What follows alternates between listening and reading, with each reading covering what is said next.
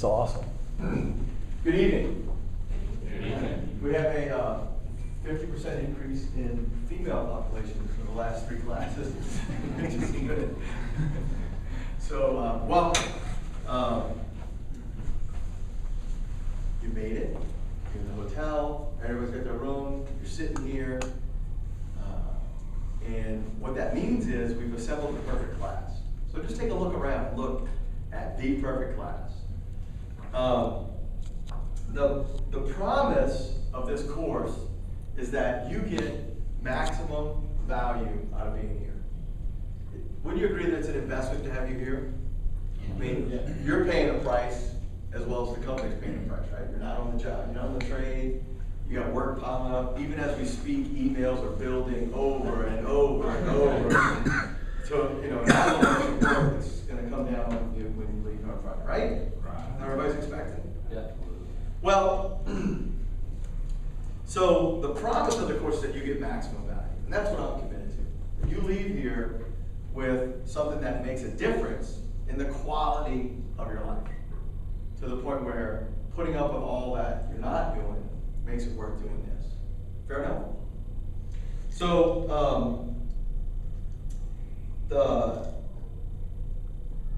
the truth of the course is, let me tell you the truth of the course. The truth of the course is, you're leaving here on Friday. Just like every other class. You got here on Sunday, and you're going to leave here on Friday. And, how you leave on Friday really is up to you. That you leave on Friday is a fact. And they say, I'm sure you've heard good things about the course, the instructors, the people, or not. But I'm sure you have, and if you have, then that's great. But when you leave here on Friday, how you leave here is really more important, because it's not the content that we cover that's going to make this class special. It's what happens in here that makes it special. You know that? Yeah? This is a universal sign, yes? This would be no, this would be I'm asleep, you better entertain me. Just so you know, it's not television. This is an interactive course. So let me ask you a question. Just by a quick show of hands, who is ready tomorrow morning at 6 a.m. to run a marathon?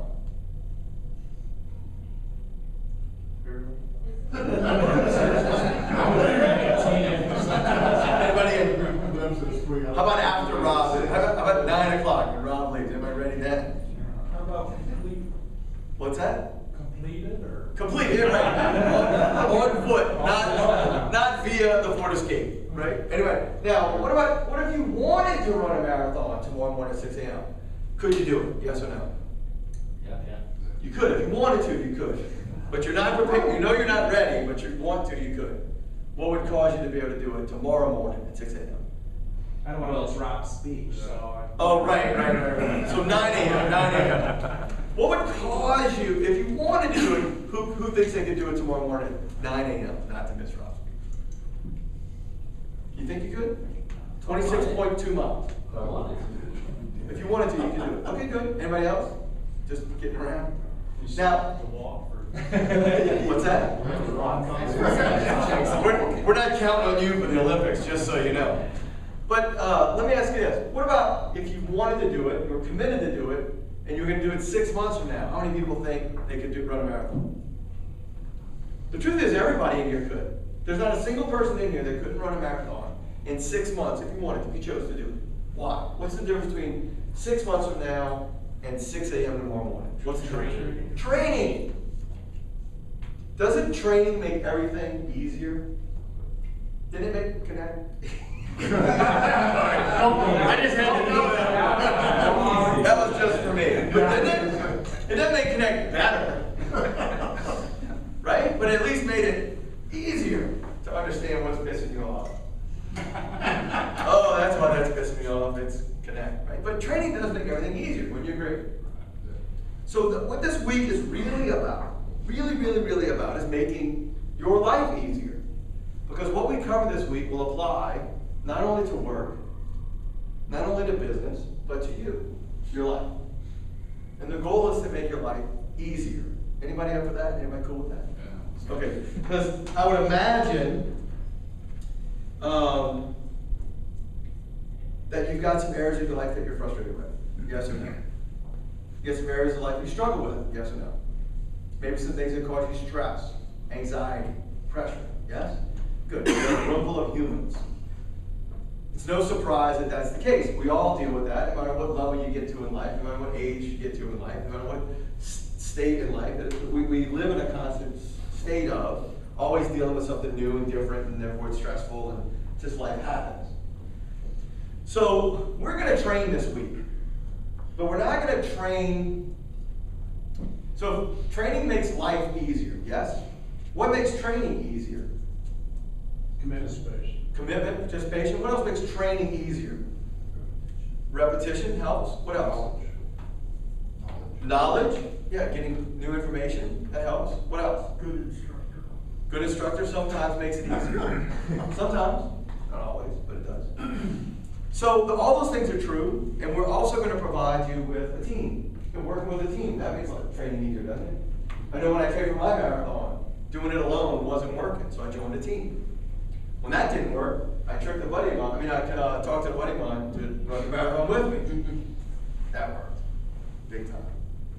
So we're going to work that way, but we're also going to have instructors and coaches. And Joe and Tim are the additional part of our team. They're the coaches, you're the team, and that'll make this week easier. Fair enough? So that's how the course is set up. And really and truly, you guys are also the coaches too, because you'll be doing a lot of work interacting with each other. There's the stuff in the manual, there's the stuff on the PowerPoint, there's the stuff I say. And all of that amounts to some of the value you'll get out of this course. And you think, well, Dominic, the manual, the PowerPoint, and what you say, really what you say, Dominic, would be fantastic. That's only a portion, it's really the smallest portion of what you'll get out of this class. What you mostly get out of this class is what you get from each other, and how you work with each other, and what you learn by working with each other this week, and with some coaching and some training that goes along with it. Fair enough? So that's what we're going to be doing. So the thing that I want you to remember is I'm committed you get maximum value. But what you get out of this class really is a function of what you do in here for you, and what you put into the class. So one of the ways to think of that is a lot of the ideas, strategies, tools, techniques you may have already heard of. You may have already taken a class, you may have more than one binder on some of this stuff. But if it's not making a difference in your life right now, clearly something was missing that maybe this week you can put in.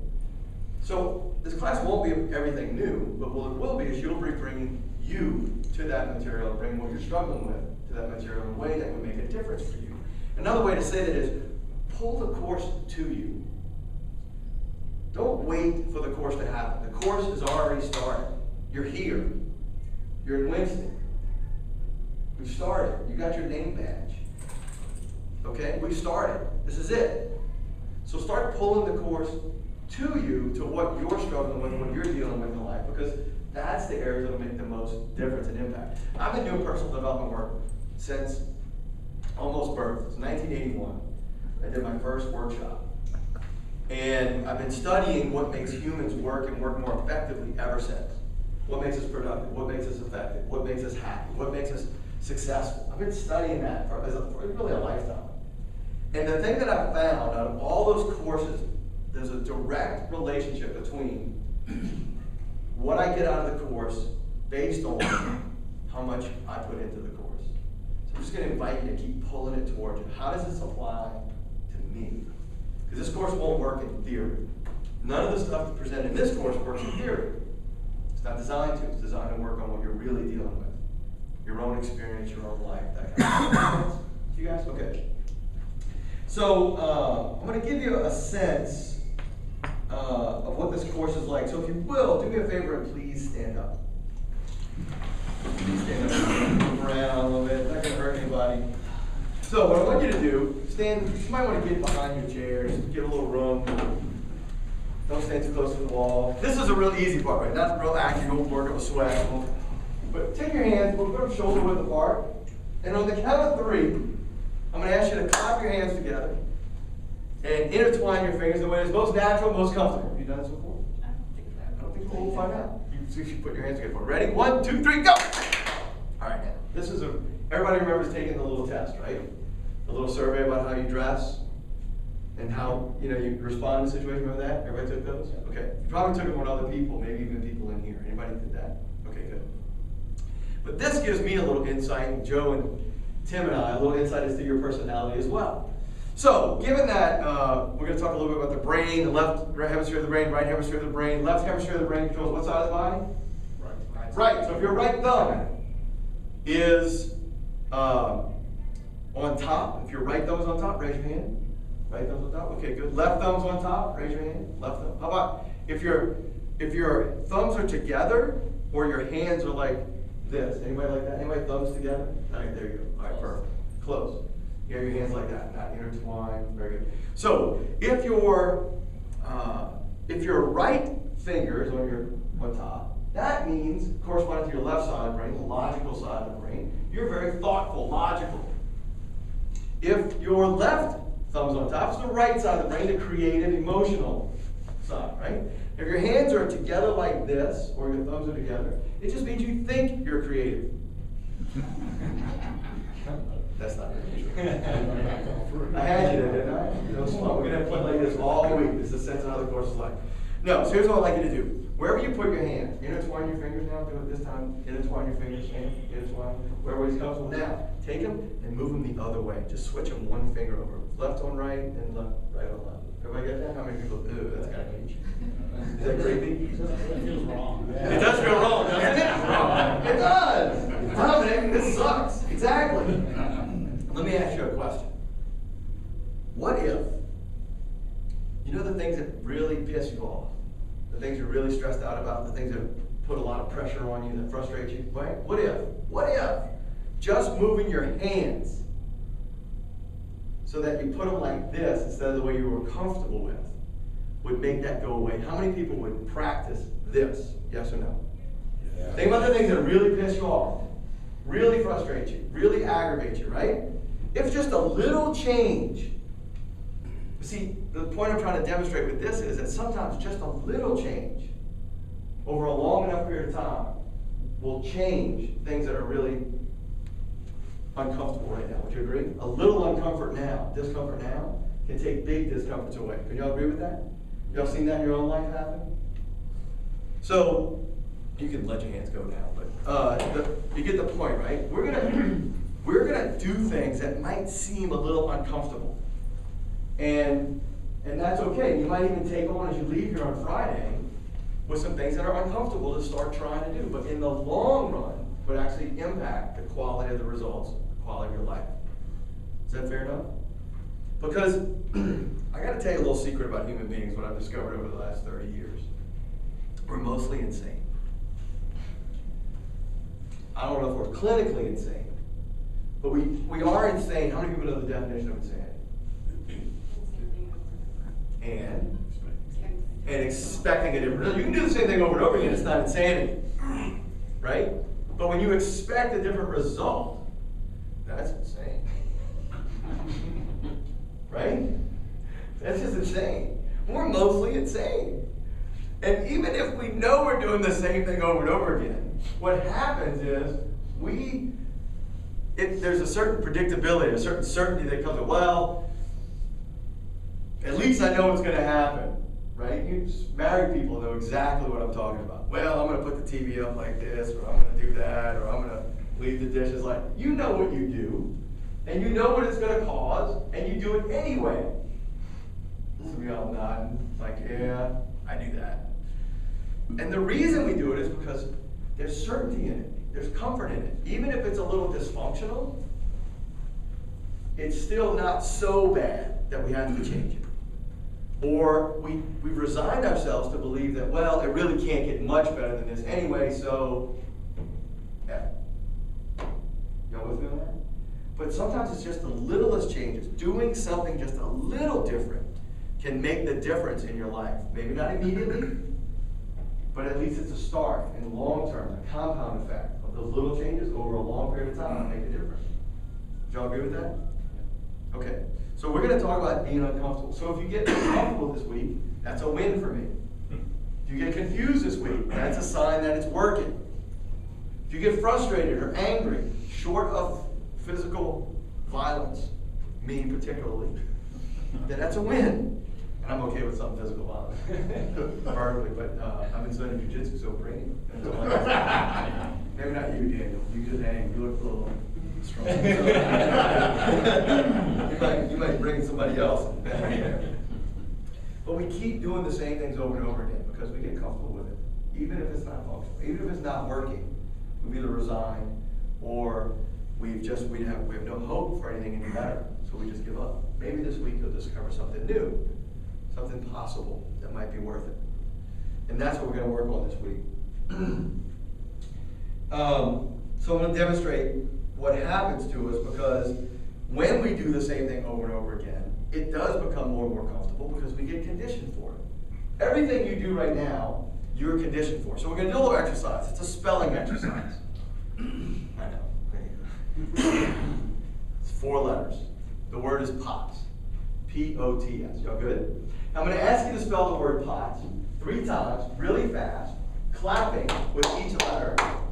Do it as fast as you can, as enthusiastic as you can. So, you're going to loosen up a little bit, right? So it's going to be P-O-T-S. We do it 3 times. P-O-T-S. I'm going to ask you a question. I want you to respond as fast as you can. Don't think about it. Just respond. You ready? On the count of 3, we're going to go. Ready? P-O-T-S.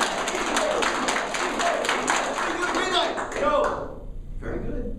How do you get the answer? I didn't hear it. Too much snooze. So that was the condition. You answered green. You answered go. But you do the green one, right? Sometimes we get tricked. Let's try it again. Let's do a different word. This word, I'll step back. The word is roast. We're going to spell the word roast. This time, really fast, enthusiastic, ready to go. R-O-A-S-T. Just in case you know. 3 times? 3 times, ready to go, roast! Oh. You put a toaster. Toaster. No, you don't put toast in a toaster, Mr. Smart. You put bread in a toaster, otherwise you get croutons. What happened? Why'd you answer toast? What's that? You think toast, roast, right? This is this automatic brain connection. It's a little bit of conditioning, right? As you play this exercise a little bit, it happens. Sometimes you get a little clever, you get, oh, I'm listening, and all that kind of stuff. So, but it's a matter of conditioning. We're conditioned for the results we're producing in life. How do I know that? How do I know you're conditioned to produce the results at the level you're producing them on a regular, consistent basis in your life right now? How do I know? Because you're producing the results. It's easy for you, and it's comfortable for you. You're in a habit. And in times of stress, we revert to habit. And it doesn't matter what you think about it, you still tend to revert to habit. Does that make sense? Because we're conditioned for those things. So, it lends into a conversation I want to talk about in our human brain. We're gonna work on your brain this week as much as anything else, and how you think. Now, how many people have heard that we use 10% of our brains? Have you ever heard that? I've heard that before, right? Actually, Mythbusters tested it. It's not true. And I don't think it's true either. We use our whole brain. It's just that we're aware of about 10% of our brain. That's our conscious mind, our thoughtful mind, our rational mind, right? So what about the other 90%? What's it doing? You ever thought about that? You're only aware of 10% of your brain's activity. What's going on with the other 90%? You say, well, nothing. I don't need it because I'm doing good with the 10% now, right? Well, that other 90% is made up of what? 2 other brains. But the 10% is our rational brain, our thoughtful brain, call it. And I'm not giving you all the exact terms, but just hang with me here, right? There's another part of our brain called our human brain, or our emotional brain. It's the part where, we feel emotions, we react, that's where the conditioning lies in, sort of our reactions come in here. And then there's our reptile brain, I like to call it, or our limbic system. The part of your brain that's actually controlling your breathing, your eye blinking, your heart pumping, your blood flowing, all that kind of stuff, right? Anybody thinking about that stuff? No. No.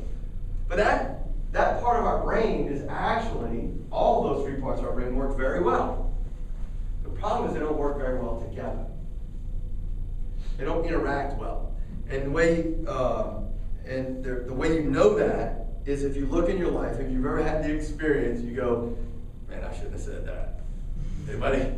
Right? You look back and go, yeah, I should have done this, or I should have done that, right? Those kind of things, right? You ever had that experience? Am I the only one in here that does it? No? Okay, good. So there's other parts of our brain that actually control our behavior. And since we're only aware of 10% of our thinking, 90% of our behavior is really driven by our unconscious, the non-conscious part of our brain, the brain that's been conditioned to behave in a certain way, or that's reacting to an environment in a certain way because of the way things look or the way things seem. Does that make sense? That's our limbic system, that reptile brain. We'll talk about the reptile quite a bit. But the good thing is to just be aware of it and know that you can do something about it. You can get those things to interact, but it takes some work. It takes some effort. Because our rational thought doesn't control our behavior. Not as much as we'd like it to. Right? Everybody, if you ever wanted to do something that you're not doing, if you ever wanted to say something you didn't want to say, or say something else, all those things are rational, but they're not conditioned. And they're not, there's something else reacting to it deep down inside our brain. We're going to talk about what can we do to impact those things. Because our rational brain does have an impact on that, but we've got to do it in a certain way. This week we're going to be talking those other pieces of the brain, even if it doesn't seem like it. To get at it and do some work on those parts of the brain so you can leave here with new habits that you can condition so that under stress you pull out those new habits instead of the old habits. One of the easiest ways to do this, I'm going to give you a challenge. The first challenge I'm going to give you this week is, how many people in here brush their teeth? Please, everybody raise your hand. All right, okay. Brush your teeth. How many people don't even think about brushing their teeth? You just brush your teeth. It's part of your routine. Tonight, hopefully, and tomorrow morning, and then every morning this week, I invite you to brush your teeth with a non-dominant hand. Use the other hand. I don't know about that. It's a challenge, not a demand. And I invite you to do that for a couple of reasons. One of which is to start noticing how much of your behavior is on automatic pilot. And when you break the pattern of your behavior, what that does to you consciously, so that you can start to see what it's really going to take to condition new behaviors in your life.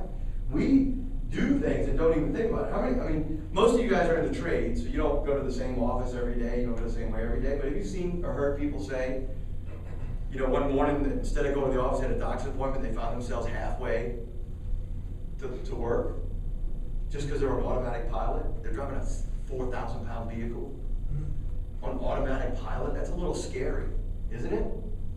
So that's the first little thing you can do. If you don't brush your teeth, then you can try tying your shoes a different way or something like that, but regularly brush your teeth. And just see what happens. It's a little challenge. Everybody willing to take that challenge on? Sure. So we'll learn a little bit about ourselves as we take that challenge. What's that? You need a left-handed toothbrush. And if any of y'all have, none of y'all have that little toothbrush that they've been selling on TV lately, right? Sonic. The little 30-second toothbrush, like toothbrush brushing took so long already. We had to have it 30 seconds. You ever seen that one? Even that will be different. So, I'm going to give you a little example of how this really works. So, you guys are standing close to the wall. Come away from the wall. You spread out. You need a little room for this one. You need a little room. Don, you need to come up a little bit. You need to come away from the wall. Away from the wall. You need to get away from that, folks. So, if you move around, all right? So, there's a little exercise. I want to demonstrate to you how this works. Away from the wall.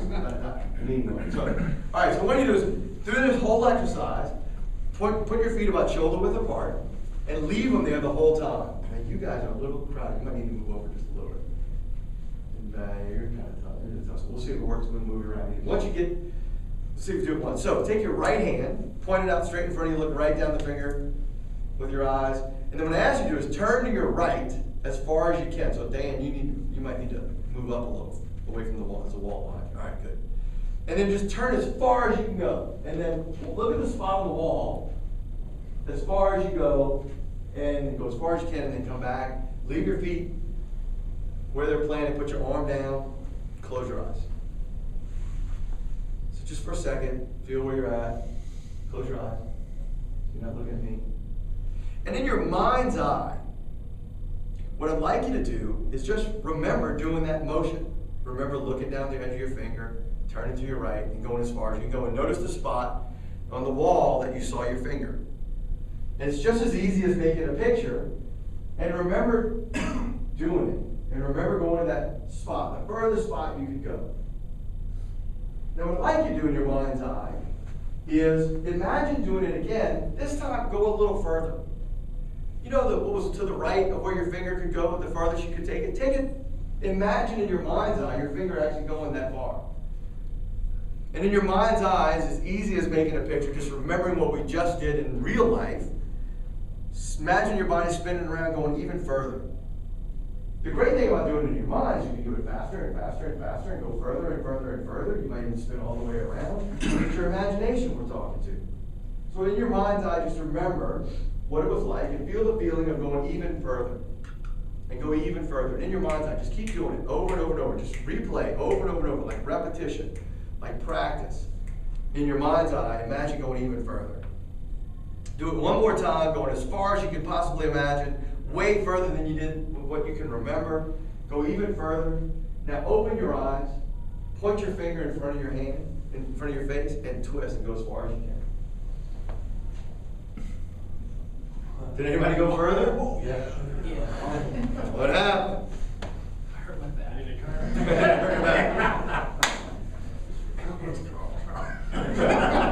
You can have a seat. You can get back in your seats. But I want you to do that exercise not to impress you, but to impress upon you that there is a relationship between what happens inside to what we produce on the outside. Everybody not go further? Everybody go further? Who didn't go further? Anybody not go further? Sometimes that's okay. You don't go further. But there's an unused, huge amount of potential that you have inside your brain right now to produce results in the real world, but we don't get trained to use it. And that's our imagination. It's been proven over and over and over again that your mind doesn't know the difference between what's real or imagined. And that's good news and bad. The good news is you actually can take control over that part of your mind that imagines things and produce results, condition yourself for results that might be better or bigger than you've ever dreamed possible. The bad news is if you don't take control of it, then whatever it's doing automatically, whatever it's reacting to, conditioned for, or not thinking about unconsciously is producing results in your life right now. And it ends up fighting and struggling with what you want consciously, because 90% of our brain is unconscious. So 90% of our behavior becomes unconscious. So you end up doing things, saying things, producing results in the world that you don't want, but you still have. Can y'all get that? So we're going to tap into that part of your brain. We're going to talk around, we're going to say things weird. It's going to be a little confusing. It's not going to make much sense. It's going to, like I said, that's just the design of the course, because we want to get at something else so that you can produce results that you're committed to, but may not be producing right now. And the sort of the strategy that I want you to take on, if you can take on this, I want you to imagine for yourself, if you sat next to a beautiful river, and in that river, it's a beautiful day. You're grilling out, you got friends there, it's like a little beach on the river. Can you imagine that? Like a cool day, it's not hot, it's not too hot, not too cold, right? And you're just having a great time. And all of a sudden, you hear some splashing and some faint screaming. And then as you look up, and you see up the river, and you see there's somebody in the river. It's a pretty good current in the river, so they're floating towards you. But they're drowning. So what do? That's too bad, look at that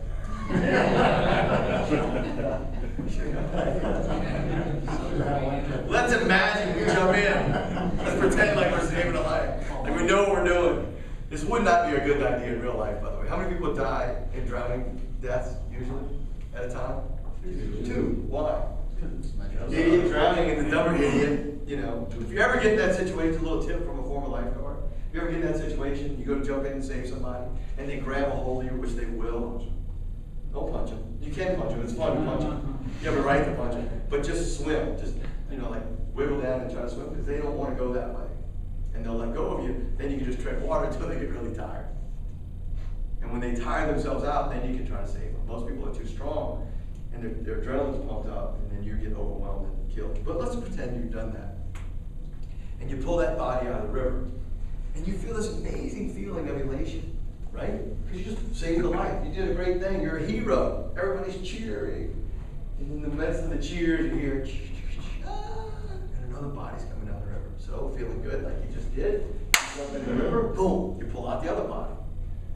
No sooner you get that person on the shore, you hear another body screaming. You pull, and you jump in, you pull the body out. You jump in and pull, but now you got to organize some help, and you got to get rope bridges, and you got to get all this stuff, and you make it. It's no fun by the river anymore, is it? Why? All you do is pulling bodies out of the river. You may be getting good at it. You may be getting more efficient. You may be getting stronger, but you're just pulling bodies out of the river. Never once stopping to say, "Who the hell is throwing these bodies in the river?"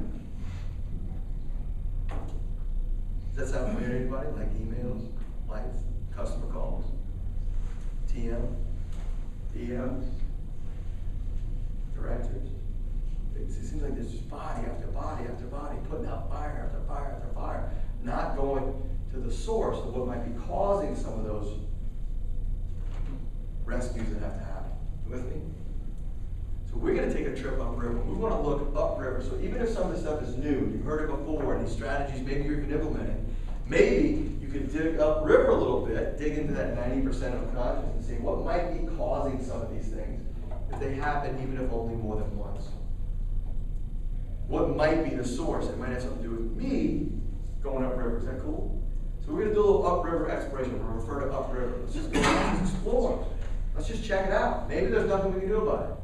But maybe checking it out might stop the source of those problems we experience on a day by day by day basis. Can you look at that?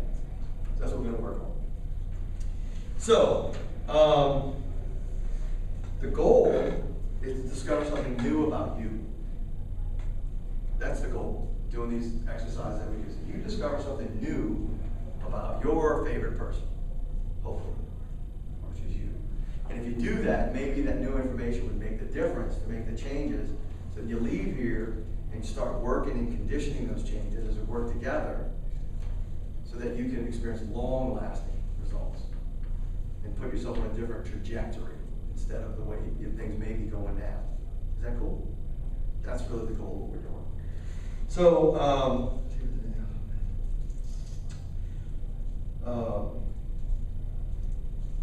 so when you leave this class, you may only have the possibility of results changing, but you still got to do the work. You're going to leave here on Friday with a plan, a structure, a way, with what's most important to you to do the work on the things that are most important to you in the areas of your life that make the most difference for you, as opposed to leaving here with another binder. Anybody interested in a binder? How many of you have enough binders? Right?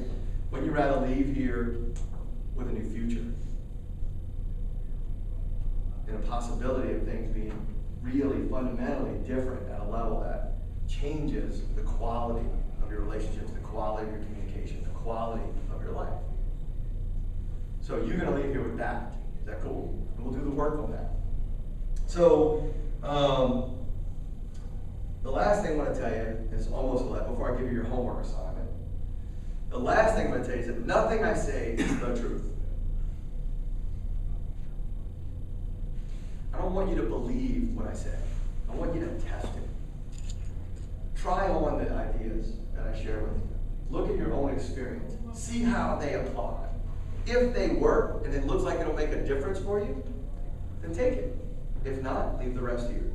If what you're doing is already working, producing fantastic results, then leave it. Leave it alone.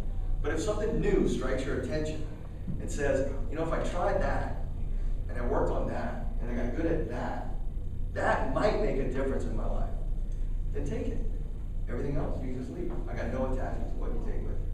The only attachment I take is that my only commitment is that you get maximum value. That you see something about you, for you, that you can do to make your life the way you want it, the way you need it, and the way you should have it. Fair enough? Everybody got a pen and paper in front of you? Here's your assignment. Your assignment tonight is really simple. Meet at least 3 new people. Check. Ask them these 3 questions. 1, where were you born? Not a tough question. Pretty easy. Most of us can answer it. Second question. Who was your favorite teacher growing up and why? And Sam, let me explain growing up. I meant getting older out of school. You don't have to actually grow up to answer this question. So, make it easy for everybody. Who was your favorite teacher in life and why? Third question is, what scares them the most?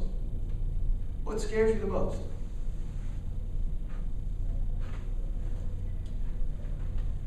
So meet 3 new people, ask them these 3 questions. This is a bonus question. Do you like bonuses? You like extra credit? And who's the extra credit folks? Where's the kids who did extra credit in school? Anybody did that? Anybody liked extra credit? Here's a bonus question. What are you most excited about right now? What are you most excited about? It's a bonus. You don't have to ask it.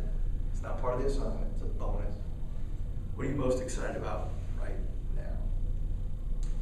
When we come back in the morning, when we meet, we'll have dinner tonight. You know, do your homework assignment, have fun. When we come back in the morning, Rob shows up at 7:30, give or take. Ish.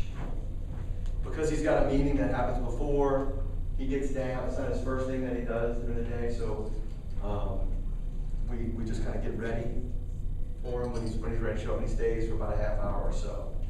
So I invite you to, think about what you want to ask Rob, what you want to talk to Rob about, and just for you, whatever that is. He'll talk to you about the course, he'll talk about the business, he'll talk about whatever you want to talk about for the most part. Joe's that pretty accurate. Yeah.